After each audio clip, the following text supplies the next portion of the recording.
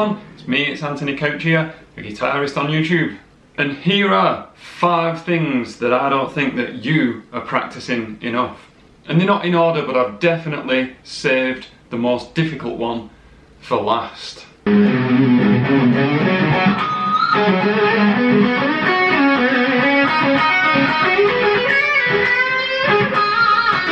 going to start off really simple. Number 1 is fretboard knowledge. Chances are you have memorised the notes on the low E string and the top E string because they're both E's, and then maybe the A string as well. Just a little bit of practice would go a long way to find those notes that are in this no man's land of strings 2, 3 and 4. For example, do you know where to find every C sharp on the guitar? Or every A or every B. We prioritise the E and the A strings because that's where we play a lot of our bar chords when we first try bar chords, all these things. Which is really bad because all it does is limit you later on when you need to find all your arpeggios and all your scales. Number 2 is a simple one, but I bet you don't do this one enough. Playing the guitar while standing up. It's a no-brainer, think about it. We all practice on our computer chairs, on our beds, on our dining room chairs, on our sofas. We sit anywhere, we're lazy people, guitarists. But when you think about it, the moment you get into a practice room with a new band or you perform on stage in front of people, especially if it's an electric guitar and you're playing lead guitar, you're going to be stood up. You wouldn't really think that it's that important. You just put a strap on your guitar and stand up, easy. Not really so, unless you sit with your guitar strap on and your guitar in this much more classical position. Then if you sat like this, then you're using slightly different wrist positions, especially on your left hand, to do all those crazy stretches. So what is much easier, sitting down, is actually a little bit more difficult while standing. And then add on to that the showmanship.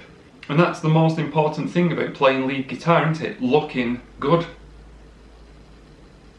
Okay, number 3 is a nice simple one. Basic theory. You don't practice your basic theory enough. Shred guitarists are a weird breed. We learn about modes, and all the modes of the harmonic minor scale and the melodic minor scale, way before we even think about what notes are in an A major scale. Can you name every chord that is in the key of D minor? So if you're watching this and if I ask the question like, what notes are in A flat major? What is the 4th chord in G minor? Do you know the answer to those questions just like that? Then chances are you need to practice that loads more. Other musicians, they think it's basic, whereas us guitarists, we think too much about shapes. We fall into the traps of visual playing, looking too much at the guitar neck.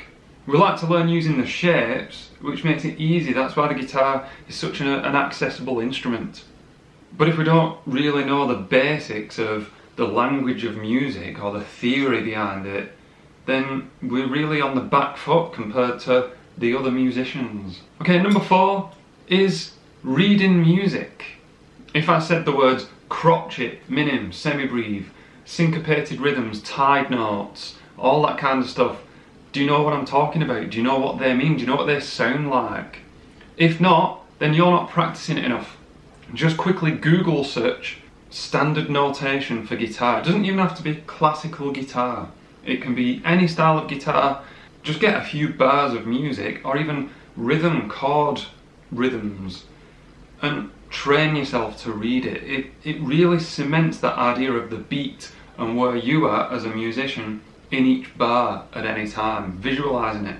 Okay, I've said the toughest one for last. The 5th one, the 5th thing that you don't practice enough as a shred guitarist or an aspiring shred guitarist is writing songs. You're practicing your scales, all the weird modes, all the Phrygian dominant stuff, all that stuff. Practicing that way too much. Your audience isn't even going to get to that point in your song if your intro and your verse and your chorus isn't up to par. Because in the average rock song, what, a guitar solo makes up 5 to 10% of it. That means that the remaining 90% is something also to practice. It makes perfect sense that you have to practice writing full songs. And there you go, that's what I think are the top 5 things that you're not practicing enough. Consider yourself told off and go and get practicing on. I've been Anthony Couch, I've dropped my plectrum, and I will see you in the next video. Thank you very much for watching. Goodbye.